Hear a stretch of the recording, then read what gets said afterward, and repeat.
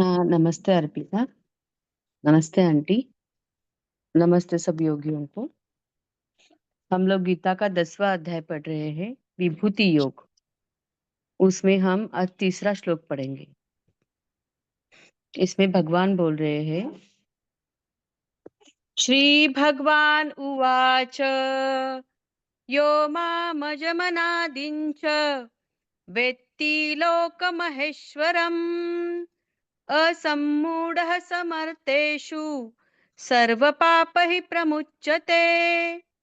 यो मामजमनादिञ्च वेत्ति लोकमहेश्वरम् असम्मूढः समर्थेषु सर्वपापैः प्रमुच्यते।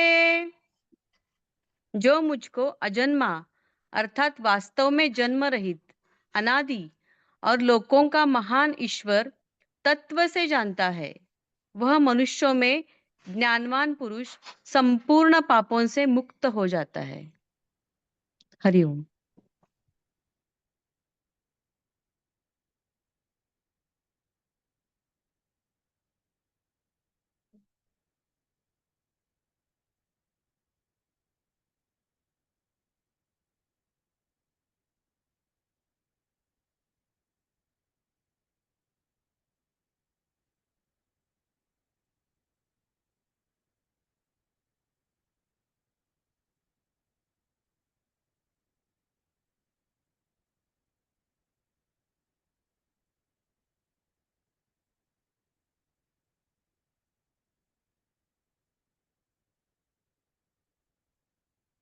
हर एक जीवन को समय दिया जाता है। उस समय में हम पढ़ते हैं, पकते हैं और हमें ऐसे ज्ञान अपने अंदर से आती है जो किसी को हमें पढ़ाने की जरूरत नहीं।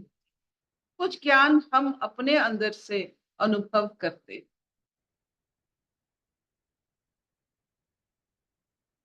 वैसे जो ऋषि मुनि जो यहाँ समय बिताए हैं, वो एक चीज का ध्यान उनको हुआ है कि ये प्रकृति जो इतना रंग बदलता है, वो एक ऐसी स्थिति से जड़ित है जिसके लिए इतने कॉन्फिडेंटली वो रंग बदल सकता है। प्रकृति का इतना चरण, प्रकृति का इतना बदलाव सबको मनमोहित कर सकता है, लेकिन जो समय को प्राधान्य देते हैं, उसका कारण ढूंढते हैं, उससे उन्हें पता चलता है कि नहीं, कुछ है जिसकी बलबूते पर यह प्रकृति इतना इतराता है, इतना बदलता है, इतना संवारता है अपने आप। जैसे आपने देखा होगा, देयर इज अ की होल। की होल में थोड़ा बहुत ज्ञात हो जाता है, दिख जाता है अंदर क्या हो रहा है, क्या है स्थिति, थोड़ा बहुत दिखता है। यही की होल होता है उन ज्ञानियों को, उन ऋषियों को, उन मुनियों को कि कुछ है जिसके कारण इतना बदलाव आता है। There is some imperishable which is leading to perishable.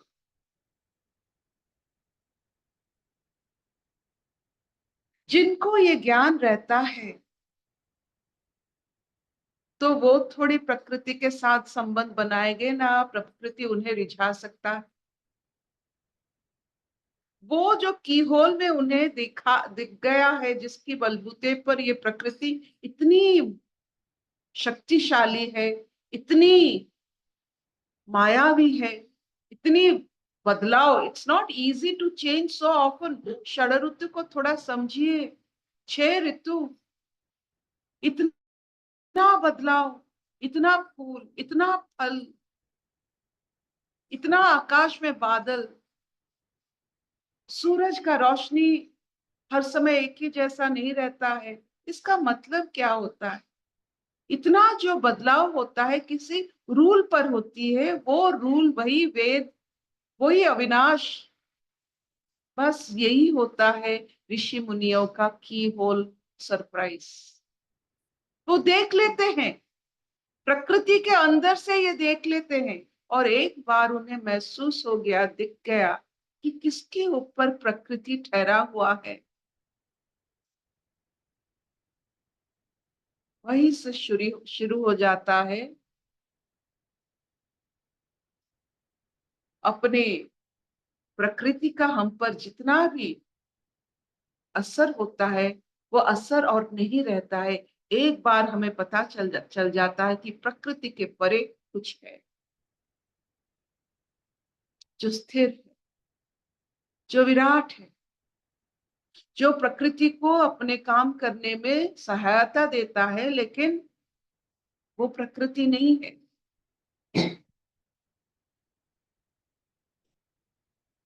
अगर प्रकृति के असर से मुक्त होना चाहते हो, प्रकृति के परे जाना पड़ेगा। आपने देखा है जब हम बादल के नीचे एरोप्लेन में जाते हैं तो उसका असर सहना पड़ता है। अब एक बार हम बादल से ऊपर चले गए तो कोई और नुकसान नहीं है, हम बादल से ऊपर है। तो प्रकृति से परे जाने की बात आज हो।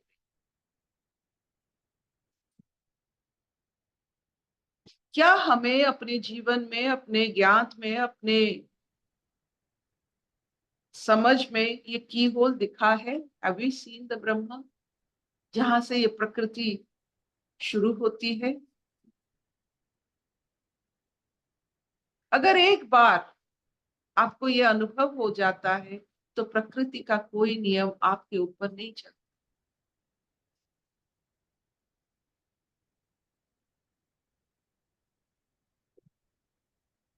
ना जीवन ना मृत्यु।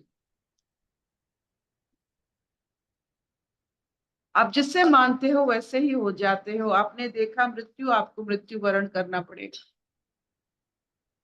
आप मृत्यु की ओर चलते हो क्योंकि प्रकृति को हम देखते हैं, सब मरते हैं, तो हम सोच लेते हैं हमको मरना पड़ेगा। नहीं, ऐसे बहुत सारे किस्से, किंवदंती है जिसमें लिखा गया है चिरजीवन भी हो सकता है, क्योंकि हमने प्रकृति से परे नहीं गया तो इसके बारे में हमको पता नहीं चला।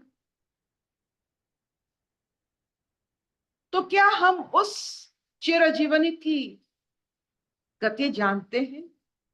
हम तो बोर ही हो जाते हैं, 40 साल 50 साल में बोर ही हो जाता है, क्योंकि हम प्रकृति को अपना अंतिम भाव मान लेते हैं। क्या जो प्रकृति के हर एक भाव को मान लेता है वो चिरजीवित हो सकता है? कभी नहीं। चिरजीवन के लिए ब्रह्म ज्ञानी होना मिनिमम नेसेसिटी है। तो ब्रह्म ज्ञानी क्या मरते हैं? कभी नहीं। तो हम क्यों मरेंगे? क्योंकि हम प्रकृति को मान लेते हैं वो सर्वस्व है। हमने कभी अपनी गति को नहीं देखा है, समय को नहीं अनुभव किया है। क्या हो सकता है कभी हमें वो ज्ञान नहीं? बस सब मर रहे हैं, हम भी मरेंगे। क्यों मरेंगे? अपनी इच्छा से मरेंगे, शरीर त्याग देंगे, त्याग करेंगे, मरेंगे नहीं। तो ऐसा कैसे हो सकता है? अनलेस यू हैव दैट की होल विजन ऑफ ब्रह्म, तो आपको पद तो पता चलेगा ना। नहीं, सब तो प्रकृति के दास होते हैं। नहीं, ऐसे भी हो सकता है हम प्रकृति से निकल सकते हैं।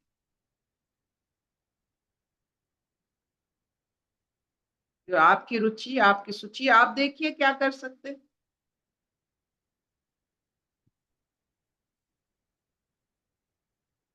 क्या इतना चलेगा? हाँ अर्पिता। Will this do? हाँ मामा चलेगा। मृत्यु सत्य नहीं है। मृत्यु प्रकृति के अंदर में होता है, प्रकृति के बाहर मृत्यु नहीं होता।